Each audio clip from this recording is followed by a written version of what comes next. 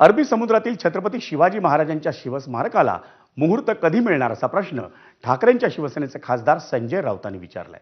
केंद्रीय पर्यावरण मंत्रालयाच्या परवानग्या आणि जागेची निवड यामुळे शिवस्मारकाचं काम हे रखडलेलं आहे, कारण या प्रकरणातली याचिका ही मुंबई उच्च न्यायालयात प्रलंबित आहे। त्या पार्श्वभूमीवर छत्रपती शिवाजी महाराजांच्या जयंतीच्या निमित्तानं खासदार संजय राऊत यांनी हा प्रश्न पुन्हा विचारला।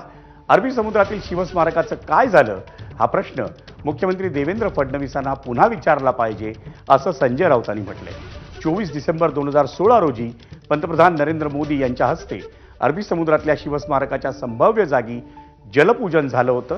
त्यानंतर 9 वर्ष उलटली आहेत, तरीही शिवस्मारकाचं काम सुरू झालेलं नाही। मुंबई महापालिका निवडणुकीच्या प्रचारातही ठाकरेंची शिवसेना आणि काँग्रेसनं शिवस्मारकाचं काम का रखडलं होतं हा प्रश्न उपस्थित केला होता।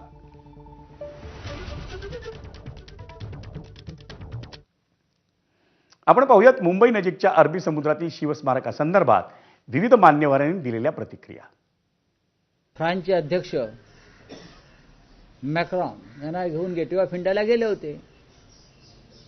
गेटवे ऑफ इंडिया त्यांनी दाखवलं, समुद्र दाखवला मॅक्रॉनला।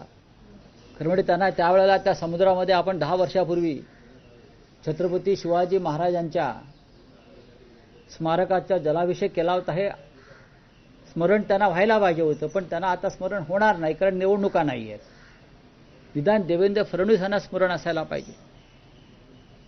त्यांना मतदान करणाऱ्या या ढोंग्यांना मतदारांना स्मरण असायला पाहिजे होतं, पण ते दुर्दैवानं नाही आहे।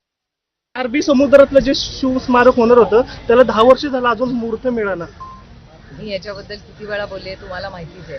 आणि इलेक्शन आलं की तिथे पूजा अर्चा केली जाते असं दिसतंय, आणि इलेक्शन झाल्यानंतर कोणी त्याच्याबद्दल एक शब्द काढत नाही।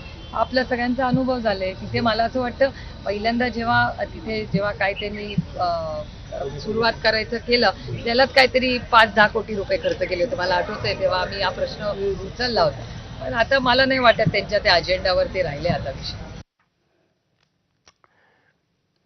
छत्रपती शिवाजी महाराजांच्या 396व्या जयंतीनिमित्त महाराष्ट्राचे राज्यपाल आचार्य देवव्रत यांनी आज शिवरायांना